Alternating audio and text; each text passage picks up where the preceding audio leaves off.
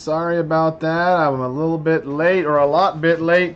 My regular source for the PDF Bible, the 1984 NIV PDF version, is not available, and I had to find a new place to get it, which I did, but it took me a little bit of time. So I apologize for that. Where was I at? 23 is where we are. Okay. Jesus is at the Sanhedrin, and he just finished condemning himself by saying that he is the Son of God.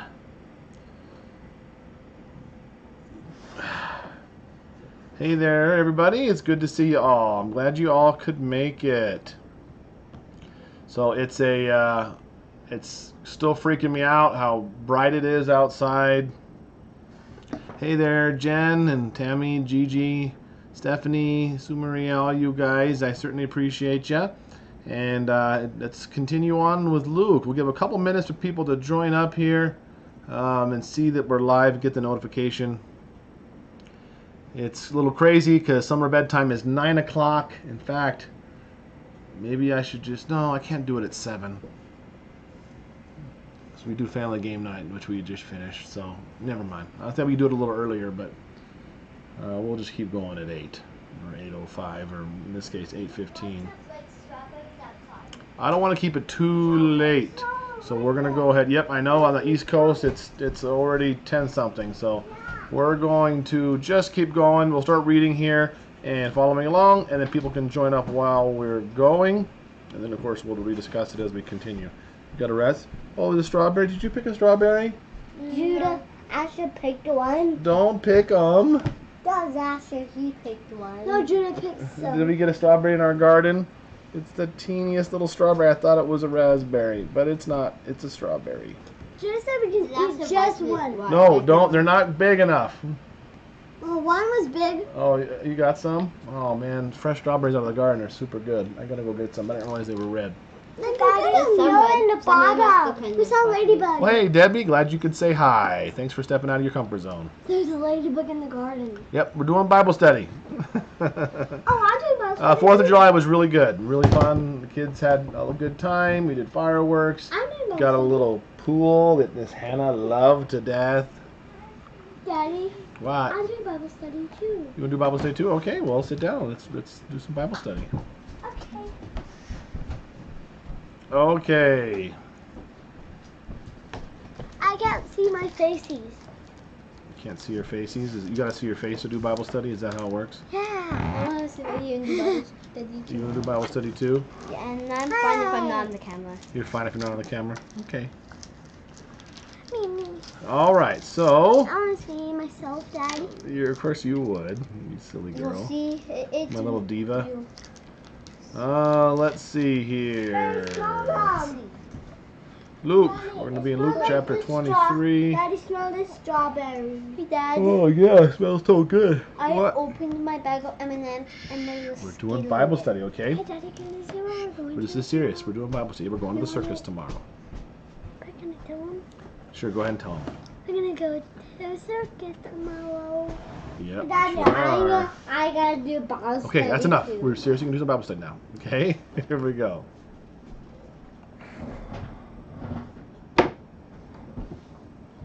Ooh. Tell me if you guys heard that. It's going through my headset. What? I don't know if you heard it say Luke 23 or not. I'm not sure if that messed things up. Okay. If you did, that's weird. All right, here we go. Hopefully this will work. You didn't hear it. Okay, let's see this. 23. Hi, can you see me? Then the whole assembly rose and led him off to Pilate. And they began to accuse him, saying, "We have found this man subverting our nation. He opposes payment of taxes to Caesar and claims to be Christ, a king." So Pilate asked Jesus, "Are you the king of the Jews?" "Yes, it is as you say." Jesus replied. Then Pilate announced to the chief priests and the crowd, "I find no basis for a charge against this man. But they insisted. He stirs up the people all over Judea by his teaching. He started in Galilee and has come all the way here. On hearing this, Pilate asked if the man was a Galilean. When he learned that Jesus was under Herod's jurisdiction, he sent him to Herod, who was also in Jerusalem at that time.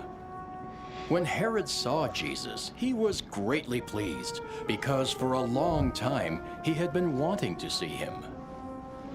From what he had heard about him, he hoped to see him perform some miracle. He plied him with many questions, but Jesus gave him no answer. The chief priests and the teachers of the law were standing there, vehemently accusing him. Then Herod and his soldiers ridiculed and mocked him. Dressing him in an elegant robe, they sent him back to Pilate. That day, Herod and Pilate became friends. Before this, they had been enemies.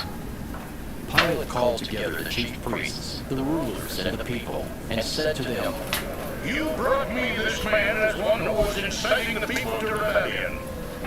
I have examined him in your presence, and have found no basis for your charges against him. Neither has Herod, for he sent him back to us. As you can see, he has done nothing to deserve death. Therefore, I will punish him, and then release him. With one voice, they cried out,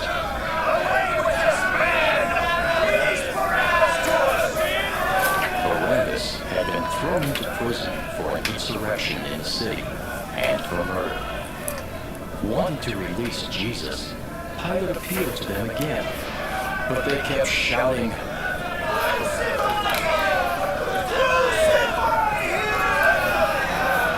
For the third time he spoke to them, Why? What crime has this man committed? I have found in him no grounds for the death penalty. Therefore I will have him punished, and then release him. But with loud shouts, they insistently demanded that he be crucified, and their shouts prevailed.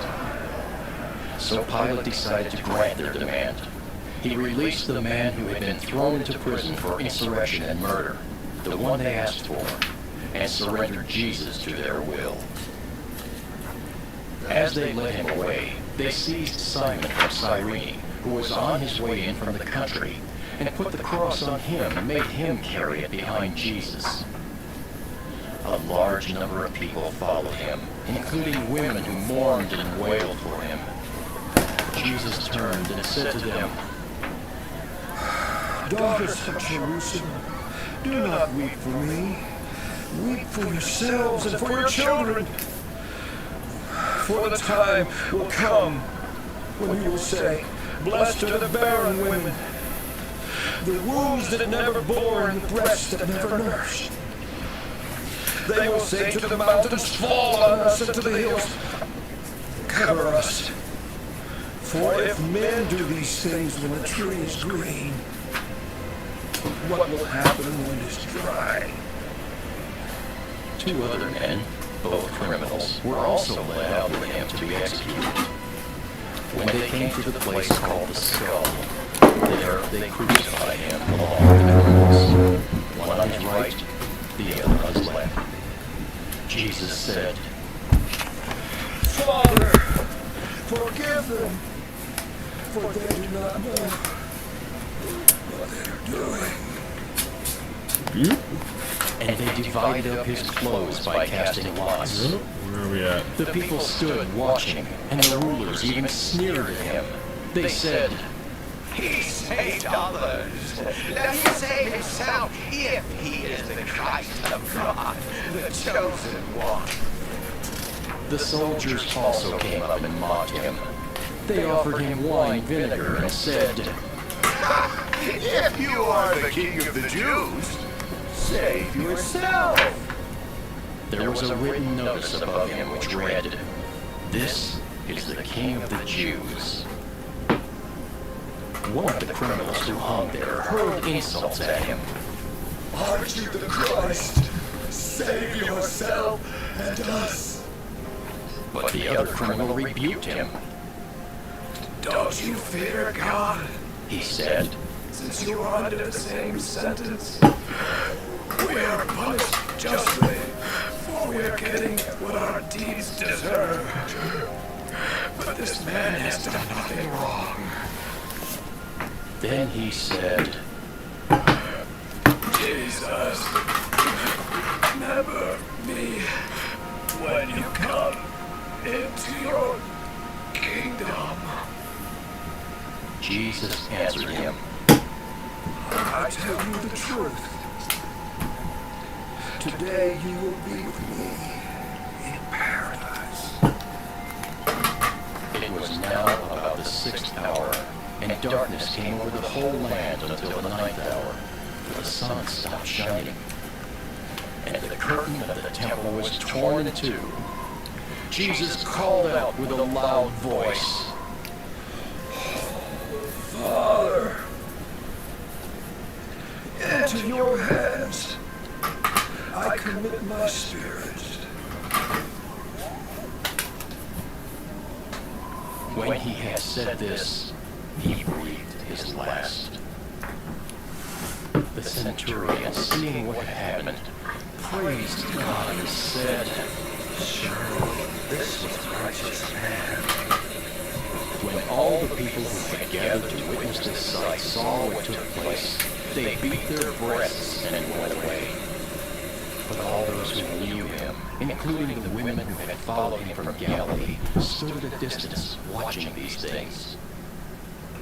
Now there was a man named Joseph, a member of the council, a good and upright man who had not consented to their decision and action. He came from the Judean town of Arimathea, and he was waiting for the kingdom of God. Going to Pilate, he asked for Jesus' body. Then he took it down, wrapped it in linen cloth, and placed it in a tomb cut in rock, one in which no one had yet been laid. It was preparation day, and the Sabbath was about to begin. The women who had come with Jesus from Galilee followed Joseph and saw the tomb and how his body was laid. Then they went home and prepared spices and perfumes, but they rested on the Sabbath in obedience to the commandment. Okay, 23. You guys still see Sophia over here reading her Bible. She's got her little kid Bible that you can color in, and she found the picture part of where Jesus is being crucified. Daddy, and look at my lips. she's following along. Dad, look at my lips now. Oh my goodness. Oh, I see. That's candy. Oh my gosh, that is so red. Is that one of those tongue painter ones? I hope so. You're going to get red number 1 flowing through your veins. I want to go see. Alright, that's enough. None of that. Alright, so Luke chapter 23. So they just finished interviewing him at the Sanhedrin, and of course they don't have any authority to kill him, or rather, as we talked about, it's likely they just didn't want to be on the hook for having killed him later on, depending on what happens. And so, hey, don't do that. Nope. And so they send him to Pilate, because that's their plan, to get him killed. And so they had to instigate Pilate to have him kill them. And they began to accuse him, saying, "We have found this man subverting our nation. He opposes payment of taxes to Caesar and claims to be Christ the King." So both of those things there, of all the things they could have said, Jesus did. Remember? What were their main things? He healed on the Sabbath. He worked on the Sabbath. That was their main thing that they were getting him. A couple of things they attributed to being alive since Abraham's day, or seeing Abraham, or other things that claim to be God. Before Abraham was born, I am. All these types of things. They could have said any of that, but what did they say? The two things that Rome might care about. Rome doesn't care if he claimed to be an Abraham alive. He didn't care if he worked on the Sabbath. That was their tradition, not the Romans. And he says he opposes payment of taxes to Caesar and claims to be a king. Two things that would threaten Caesar that they should take action against. But of course, when he interviews him, he doesn't see either of those. So those are very, very pointed accusations. They abandoned all the stuff that they talked about in their trial and came up with stuff that's just what Rome cares about, because they want him to die. So dirty, of course, very dirty. So Pilate asked Jesus, "Are you the king of the Jews?" Obviously, Pilate knows Jesus isn't the king of the Jews. Jews don't have a king. That was kind of the whole point. It said in Hosea they would be a long time without any priesthood or king. And, of course, Rome was in charge, so, the Jews didn't have a king. And so they're saying he's a king. And so he says, what, are you the king of all the Jews? I like to see that as he was, couldn't believe this charge, believing probably already that it was trumped up. In one of the other Gospels, it said that he had been told by his wife, who had had a dream, not to have anything to do with the innocent man Jesus. And so he was already probably trying to get out of this at this point. And so he's like, what, you're the king of the Jews now? And Jesus doesn't deny that. He says, yep, it is as you say. And so he's like, which is interesting.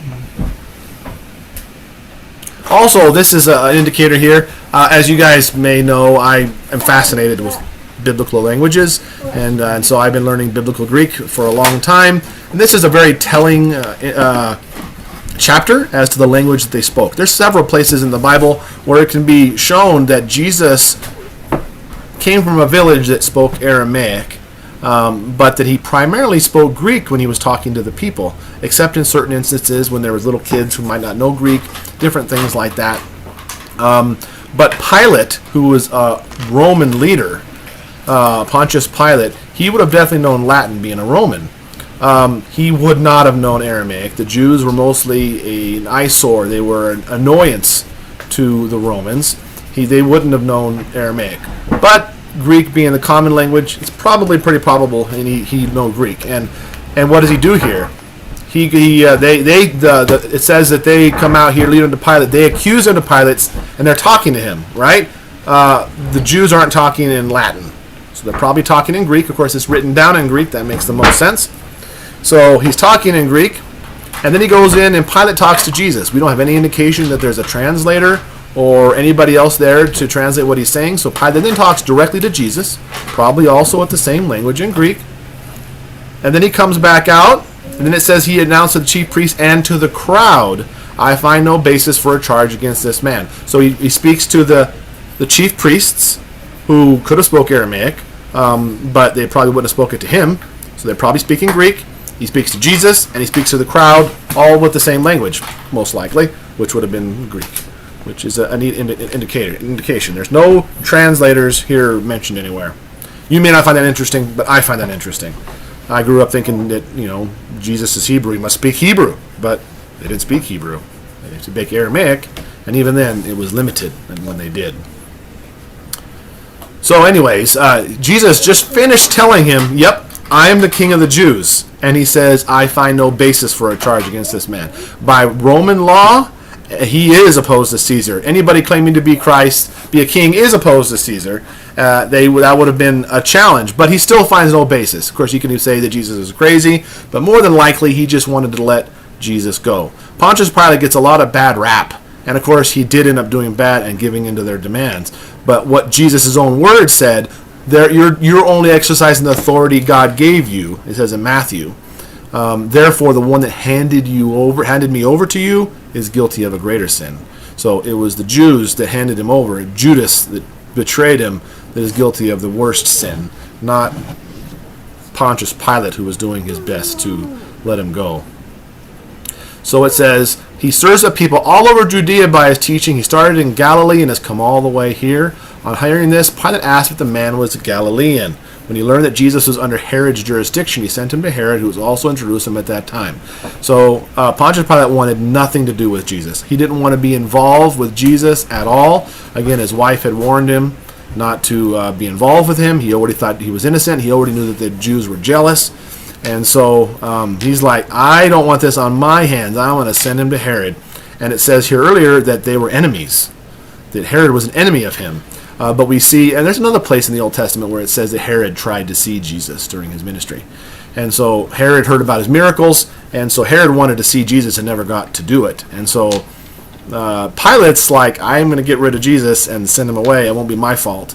And Herod thinks, oh, he must have heard that I was looking to see Jesus, and he sent him to me. Wow, I love this guy. And so they become friends after this, which is an interesting side note.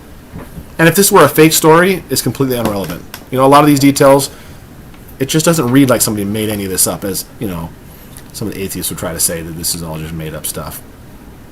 Just reads like a real event, doesn't it? So he sent him to Herod, who was also in Jerusalem. I don't know why he would have been in Jerusalem, because that's not where Herod was from or to be there, but he was. And then when Herod saw Jesus, he was greatly pleased. For a long time he had been wanting to see him. From what he had heard about him, he hoped to see him perform some miracle. And so it's interesting. Jesus talked to Pilate, but he says nothing to Herod. That's interesting. So he plied him with many questions, but Jesus gave him no answer. The chief priests and the teachers of the law were standing there vehemently accusing him. So they followed Jesus being led away to Herod. And they're accusing him to his face. Then Herod and his soldiers ridiculed and mocked him. Probably they said of course probably told him the same thing. He claims to be Christ, a king. And so they dress him in an elegant robe and send him back to Pilate. This is again, a difference in the stories. In one of the other Gospels, it says that the soldiers dressed him in a robe and mocked him. This one says that Herod did it. Of course, maybe Herod's soldiers did it, and that's a reconciliation. But as I always try to point out to you guys, this is 4 different stories in these Gospels, all told from a slightly different angle. And it's okay that they don't agree exactly, because they agree on the big major points. And that's how any true story would be told. You guys all still there? Let's see here. Oh, you are. Well, hey there, Emma. So they ridiculed, it says Herod and his soldiers ridiculed and mocked him. Dressing him in an elegant robe, they sent him back to Pilate. That day, Herod and Pilate became friends. Before this, they had been enemies. Pilate called together the chief priests and the rulers and the people. He calls everybody together, and he says to them, "You brought me this man as one who was inciting the people to rebellion." And, it's interesting. It says he stirs up people all over Judea, claiming to be Christ. And what was the other thing they accused him of? I just finished saying it. Not paying taxes. You're listening, aren't you? I'm so proud of you.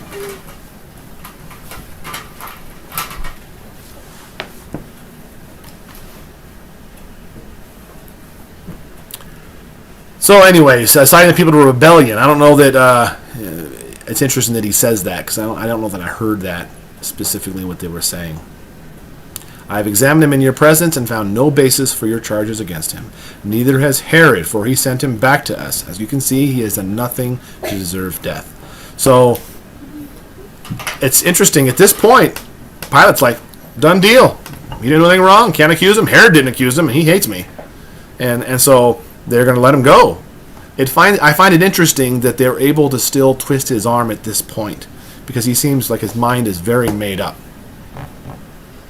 "Therefore, I will punish him and then release him." That by punish him, that just means probably to flog him, which is he records that he did. That Jesus was beaten with the whips, although it's not recorded in here that they did. With one voice they cried out, "Away with this man! Release Barabbas to us." Barabbas had been thrown into prison for insurrection in the city and for murder. So in this gospel, it doesn't go into details on that. But Pilate says, I think it's in Matthew, that they had a tradition that around the time of the Passover, they would get to release one prisoner. The normal story you hear is that Barabbas is this wild, crazy lunatic frothing at the mouth. He's just going to murder anybody in his sight. He's a terrible person, and they're going to release him out instead of Jesus instead. And it doesn't say that Barabbas is any of those things. In fact, he was in Roman prison for an insurrection in the city controlled by the Romans, and for murder. Who did he probably murder? He probably murdered Romans. Yep, good job. It was the Jews and the Romans in those days were very much against each other. Jerusalem is a Hebrew city, but it was being occupied by the Romans, meaning that the Romans invited them, they put up their own walls, established their own guard, put their own cities, built their own buildings, and kind of took over the city of Jerusalem. So there was a lot of animosity between the Romans and the Jews. Yep, be quiet, okay? They hated each other. They tolerated each other. Even the Romans allowed them to have somewhat of their own autonomy. They had their own Sanhedrin, they had their own law, and of course they weren't allowed to necessarily institute that law or to punish people or to kill people, but they kind of coexisted a little bit there. And so there was this, at Passover, the Romans granted the Jews a favor that they would release one person. So it's not likely that Barabbas was this wild murderer who just murdered children in their sleep or something. This was probably a hero to them. Somebody who spit in the face of the Romans and who was a troublemaker that was probably wanting to release him for a long time. They're like, all right, next Passover, we're getting that guy back. So that was, they wanted him out. It wasn't like, it's like, oh man, we got to release a murderer. Oh no, well I guess we'll release a murderer instead of Jesus. That's not what it's like, and that's kind of how they paint it in church and in Sunday school and movies and stuff. And in reality, Barabbas was probably a great guy in their opinion. Still a murderer, but probably much more of a hero to them than anything else. Okay, so wanting to release Jesus, Pilate appealed to them again. So again, it doesn't go into details here. Pilate remembers that they did this. It's your custom to release one person out of the Passover. I think you should release this Jesus guy. Of course, it wasn't his decision, but he wanted them to. He wanted to appeal to somebody who would agree with him and maybe release Jesus because he wanted Jesus to be free. It's time to bounce off to bed. Yep, you guys go bounce off to bed. Are you going to help them do the chart today? You guys go do the charts. All right, guys, we're trying to reinstitute our bedtime routine, which has kind of gotten out of hand. So remember, the first thing is go get a gumball, and then do the next things. If you guys finish the whole routine, I'll give you a quarter. Okay? You got to move your dot from place to place, and then I'll give you a quarter if you finish your routine. I'm going to check. Sorry about that. Okay. For the third time. For the third time he spoke to them. Why? What crime has this man committed? I have found in him no grounds for the death penalty. Therefore I will have him punished and then release him.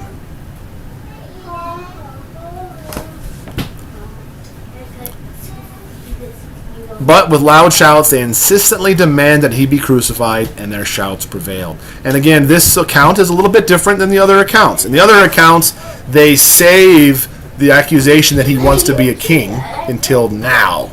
They just say Jesus is a troublemaker, and he interviews Jesus and finds something wrong with him. And then it says at one point, this man claims to be a king. Anybody who's a king opposes Caesar. You have, anybody, you're no friend to us if he's our king. And so we have no king but Caesar. That's what they say.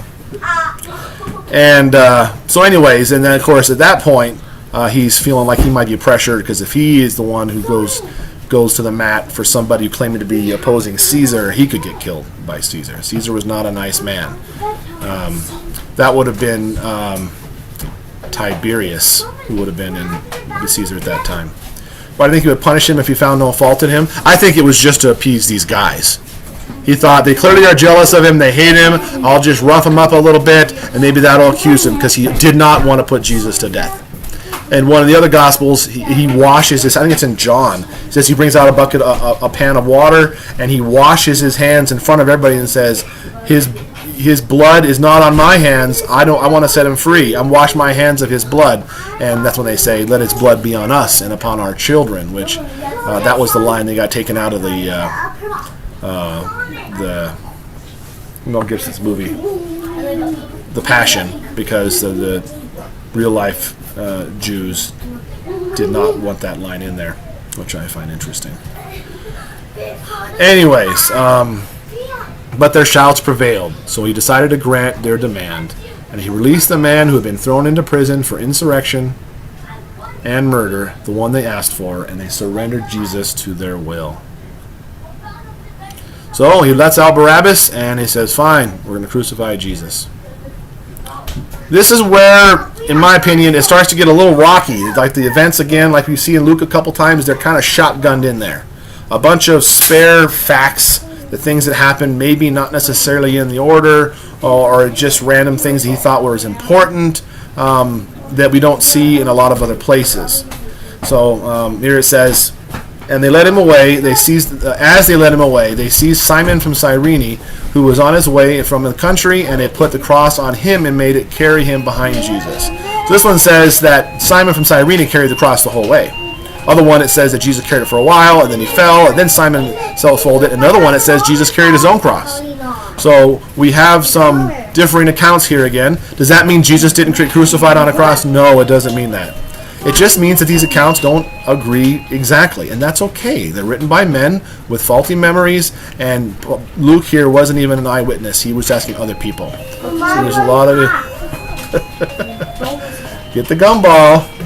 Okay. And I say that all the time, or if you're new here, it's something I talk about. It's okay that there are minor differences in the Gospels.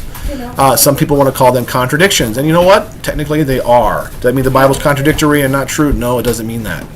In fact, these little differences show that these stories, again, are true. We need to embrace these things. If you try to stand on the fact that every single line there's no contradictions, you just get proven wrong, because there are. But none of them change the actual fact of the story or the truth of anything. A large number of people followed him, including women who mourned and wailed to them. So this one here is the only place this is accounted, and I find this extremely interesting. Let's get the gumballs. With the gumball machine plays music, and sometimes it doesn't come out right away. Why don't you shake it up a little bit? Shake it. All right, I'll turn it. There you go. Sorry, guys. Okay, so you only see this part listed here. And if you remember, we talked in Luke 21 that I think it's pretty obvious, especially in Luke 21, that these end-time events that people think a lot of times are in our coming future are events that really were describing a different time. Hey, you guys, I'm having a Bible study. Solomon, would you please just do what you're supposed to do and listen to Eden? And he didn't get a gumball. That's enough. He did get a gumball. I watched him do it. Okay, we'll talk about it in a minute. Just write those things down, and I'll talk with everybody when I'm done here. I'm sorry, it's a little bit chaotic here. So, anyways, some of these things here about the hills fall on us, and right here in verse 30, then they will say to the mountains, fall on us, and to the hills cover us. We see those in other parts of the Gospels.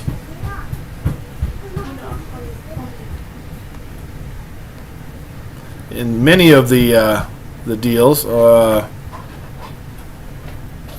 hills,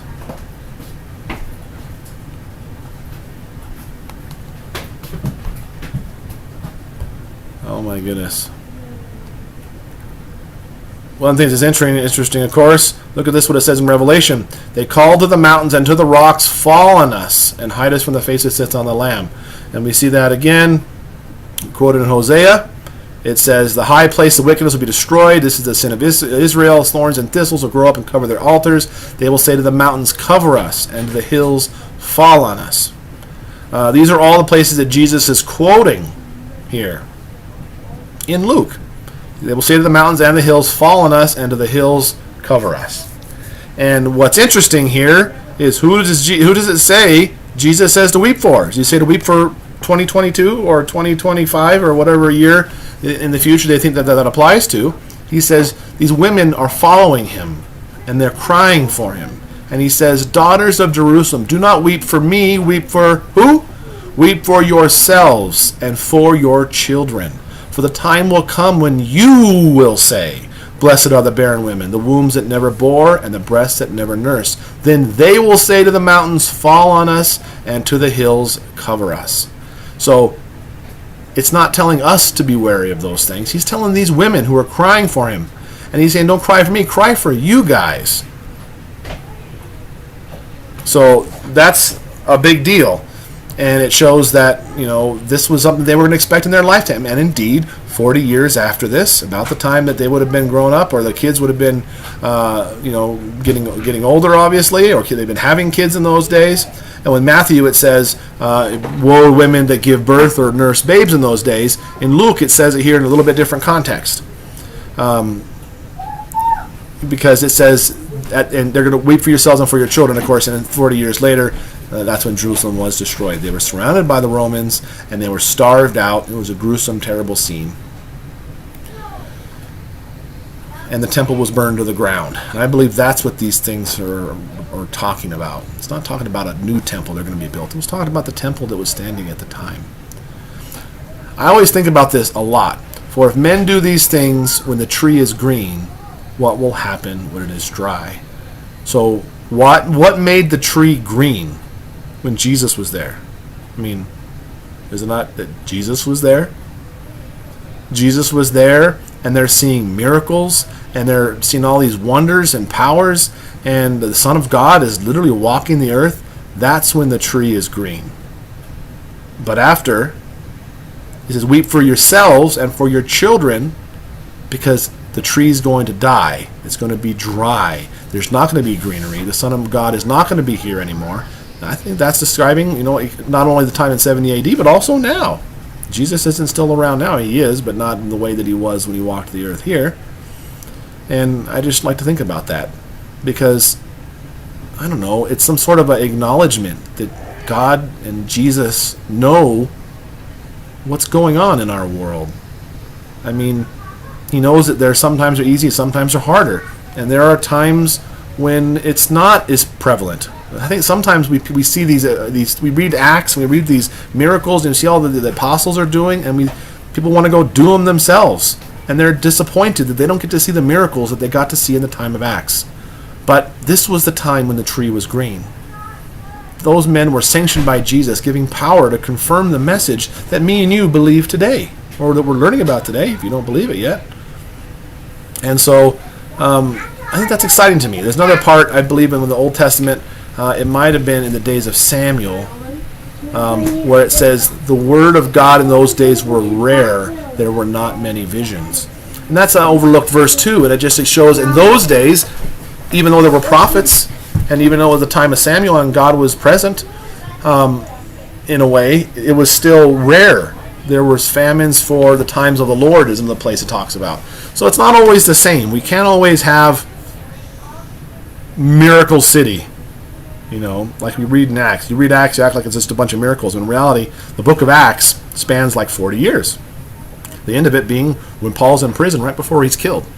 So it spans from the time Jesus ascends, when he was 32, to the year 32, and to the year 63, 64, 65, when Paul's in prison right before Jerusalem is destroyed. Sometimes you wonder how they could not have believed. Yeah, I do too. But if you think about all through history, that's just kind of what happened. Pharaoh saw it rain frogs, and dust turned to gnats, and weird darkness in some places and not in other places, and all these terrible plagues. He saw all kinds of miracles. Didn't make him a Christian. And the Pharisees, they saw miracles. They said he was casting out demons by the power of Beelzebub. But Solomon slammed the door when he got out of the golden bedroom because they were brushing their teeth. Oh, okay. I'll talk to Solomon in a little bit. Okay. There's some children animosity going on here.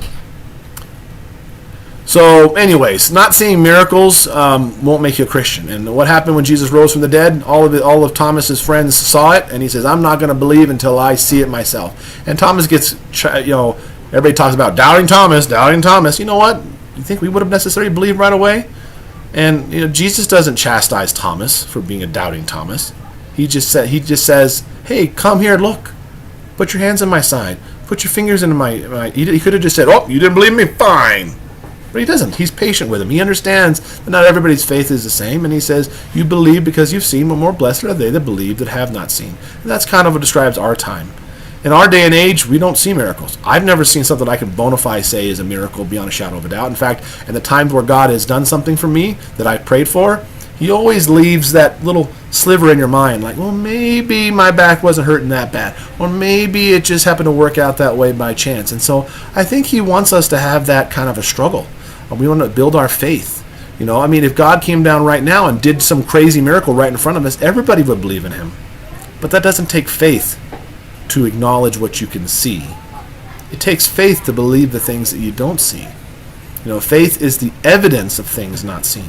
We hear about all these miracles. We hear about Jesus raising from the dead, but we've never seen anything like that. And I think it's natural for us to doubt these things. Is that really what happened? Did Jesus really rise from the dead? I see, even from a scientist's perspective, I see Christopher Hitchens a long time ago, before he passed away, would be in debates, and he would say things, well, I'd give it to you. Maybe Jesus did rise from the dead. Wouldn't make me a Christian. It's theoretically possible, that its cells did some mutation, blah, blah, blah, blah, blah. He says it's very remote, but it's possible. So again, even today, if we saw miracles, it wouldn't necessarily prove anybody, especially in this day and age of crazy magicians and memes and camera tricks. There'd be all kinds of miracles, and no one would believe that it actually was happening. So we don't need those things. Not to say God doesn't do them. He certainly can. But think about the purpose. When they were about to kill Jesus, he says they all picked up stones to stone him. And he says, if you don't believe in me, at least believe in the miracles. So he's like, you see what I've done. And if I'm saying these things and doing miracles and God's doing them, then clearly what I'm saying is accurate. So it confirmed, and Acts it says the same thing. Then God confirmed their message by the powers that followed them. And so their miracles were given to confirm they are what they say. Remember when Jesus started teaching things? He says, what sign will you give us to prove that these things are true? And sometimes he did a sign, and sometimes he did not. Usually when they asked, he said no. So, which, of course, they made him doubt again. Even among the Pharisees, they've heard him talk about miracles, but I want to see one. And so they asked to see him, and he says nope. And so I think he likes this war inside of us. I think it brings him glory for us to not be sure. And he's not asking us to believe in nothing, to believe that there's no reason for these things. I don't know how miracles work. But people get wrapped up in miracles, and we don't need to necessarily see them. That doesn't mean we shouldn't pray for them. It doesn't mean they can't happen.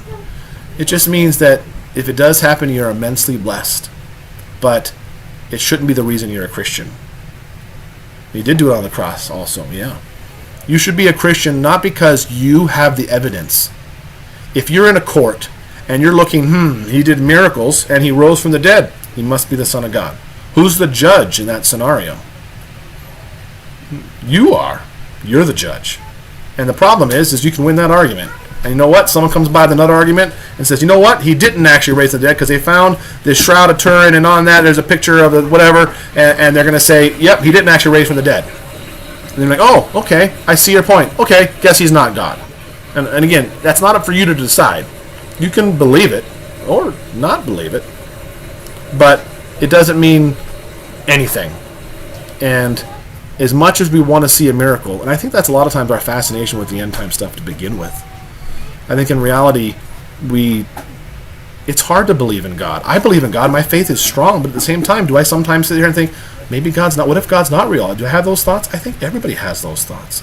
And it's not a lack of faith to say so. It says that everybody has to work out their salvation with fear and trembling. And so we're reaching out for him, trying to find him, and trying to exercise our faith. And that's okay. That's okay. And I think what people secretly want to see is they want to see some Antichrist guy, or see people, vanish into the sky and leave a pile of clothes on the floor, because that would be flippin' cool. Even though obviously going through all that stuff would be terrible, the traditional way, that people have taught it to be, it still would be really exciting, right, to see all these miracles. And a lot of people just want to see a miracle. And so they want to hope on that. And then they put their hope in future miracles and times to come. And in reality, Jesus died so we could have his kingdom that's inside of us now. And we need to march in that kingdom and be a part of it and enjoy and find this life that God gave us and make it our own and bring him glory. We don't need to worry about getting out of here just as fast as possible. Reminds you of the rich man and Lazarus. Yeah, I think so. I see that. This is probably a good place to stop. actually. What do you guys think? Is any of that making any sense? I think it's important that we just do our best. I do have those thoughts, especially in the last few months. I think that's normal, Jess. And I think it takes a brave person to say. Because in some ways, if sometimes you're having doubts, you think, oh my gosh, I'm a bad Christian because I'm having doubts. Jesus understands. God understands. It's hard to believe in what you can't see. Jesus said, more blessed are they that believe and have not seen, but he knows it's hard. I don't want to see the rapture myself, but it's hard not to believe something global and Antichrist is happening. Always see. Oh, I think that something global is happening. Don't get me wrong. I think something global is happening, and you know what? Things could happen very similar to what we think. I just, in my mind, it's not even a question. I know that that's not what it is. I know it's not the prophecies that people think that they are. Does that mean that there couldn't be a really bad times in store for us? Absolutely could be. But there might not be too. So I think whatever you do, whatever situation you're in, I'm here in America experiencing a life a certain way. In a lot of ways wealthier than a lot of other places, and I have a lot less, I have first world problems. You ever heard some Weird Al first world problems? The machine eats my quarter, I'm like, darn it, I hate my life. I don't say that way, but Americans can tend to be that way. And then other places, they're being persecuted. And wherever you're at, your bar tends to go to normal. Whatever your life is on a regular basis, even if it's crappier than other people's lives, you feel normal for the most part. And so you're living your life and you're struggling in and out. And so we all have our normal lives. And so we need to do our best to honor God and the things that we have and help those around us in any opportunity we can. She's saying we are naked in heaven. Well, according to 1 Corinthians 15, flesh and blood cannot enter the kingdom of God, kingdom of heaven. So you can't have flesh and blood and go to heaven. So how that works, I don't know. I'm no expert on heaven. There's miracles all around us. We just need to look for them. That's true. Yeah, faith is small as mustard seed. You can move mountains. That's right. That's right, Judah. I'm reminding you. I love my kids. It's time to go to bed. Yep, you can move mountains with the faith as small as a mustard seed, and that's pretty small. And it's hard to have faith. It's hard. And we always think, what if God's not going to forgive me for my sins? What if I go to hell? What if I don't make it? What if God's not real? I think we have those things, but I think we need to work those things out. We need to reason them out. In reality, we have all the evidence we need. So, hey there, Todd. Good to see you. Honor God and help. Yeah, absolutely. We're so wrapped up in wanting to see a miracle, and in reality, just how... I'm not saying you guys are, or I kind of am too. I'd love to see that. There was a time in my life where I wanted to see that. You know what? I've had things in my life that happened that, I told you guys about my dream. It's been in a couple places, and God revealed to me that Andrea's going to die. I didn't know that that's what it was about, but I have no doubt in my mind that that's what it was about. And so God showed that to me, and I feel immensely honored and blessed that have that happen to me. But of course, it's my dream. You can call me crazy. Maybe I had bad taco sauce the night before. And you know what? I think that too sometimes. But of course, it was so strong and so powerful in my mind, I don't doubt it in the slightest. But we have those thoughts, and you should have those thoughts. Don't believe that what I say is true. Search things out for yourself.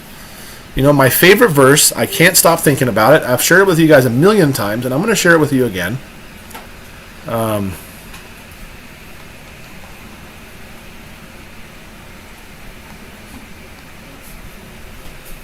Acts.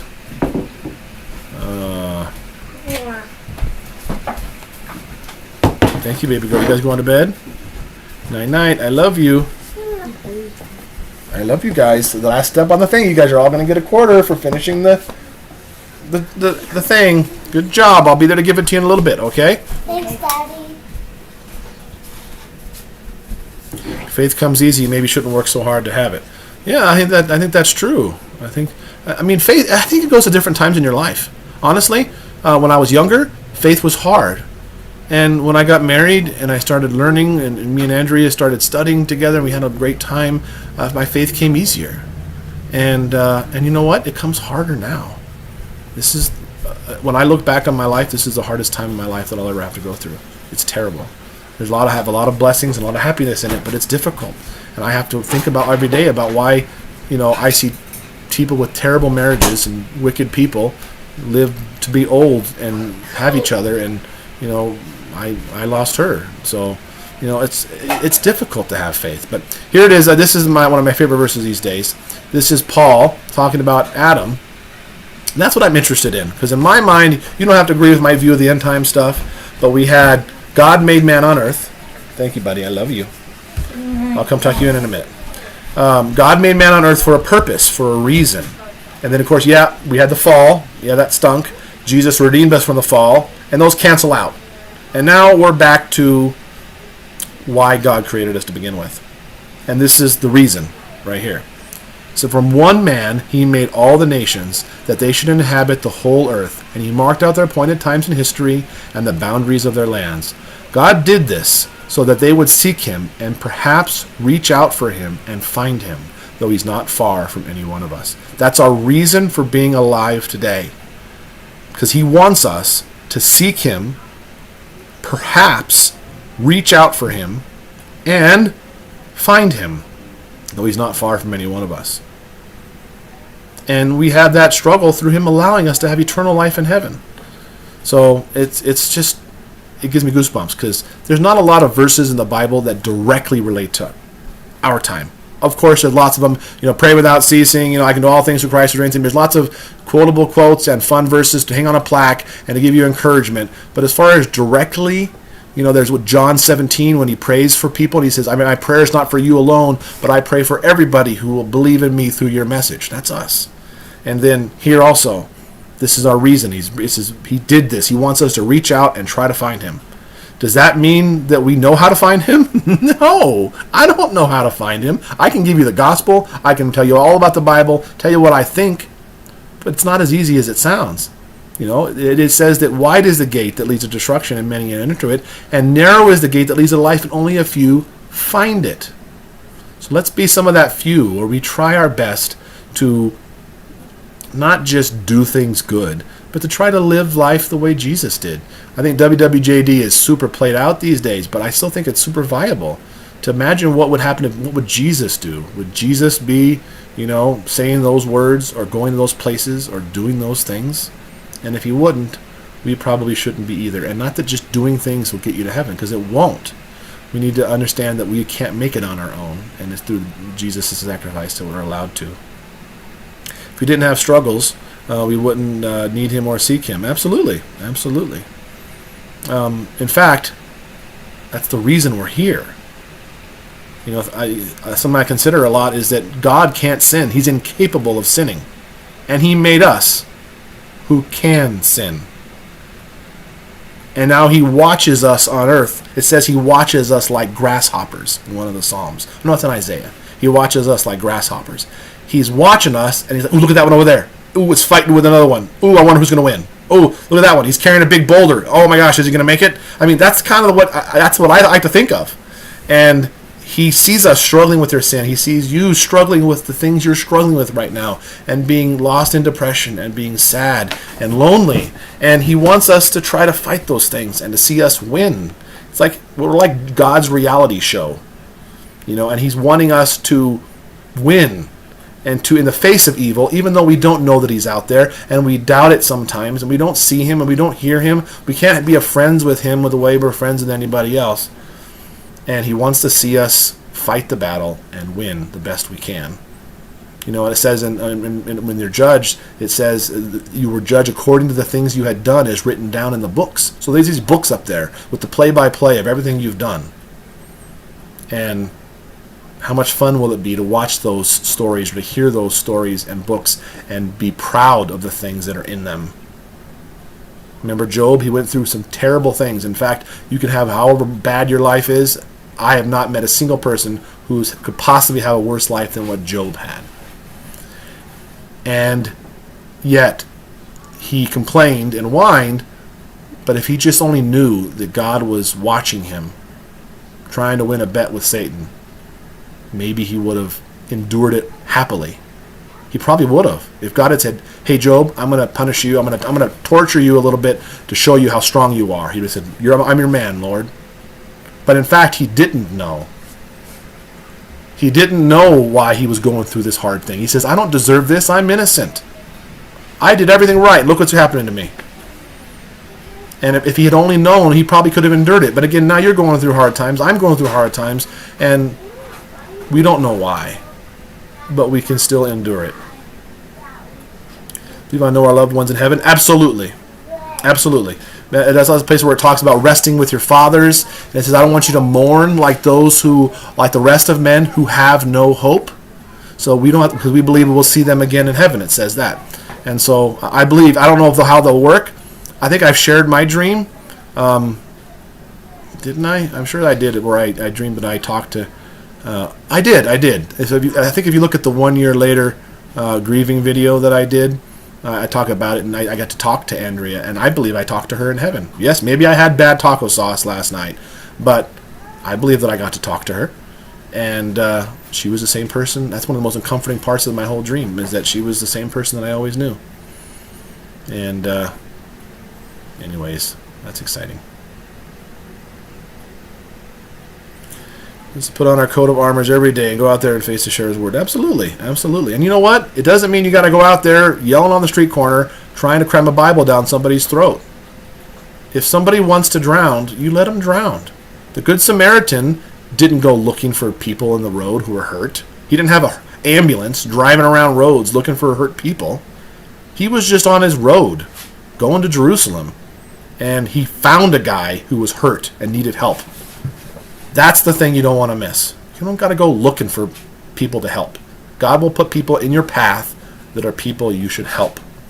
Just don't go around them. Go and help them. Even if it's only a little bit. The guy who helped the Good Samaritan didn't even stay long. He bandaged him up a little bit, put him on his donkey, and paid an innkeeper to take care of him and left. Maybe that's all we can do sometimes. So... alrighty, well, I appreciate you guys. Don't forget to like the video on your way out. We'll come back next week again. If you look at your clock right now, if you're just joining us, whatever time it is, go back an hour and 10 minutes, and that's what time we start next week on Tuesday. So we will see you later. Thank you, everyone.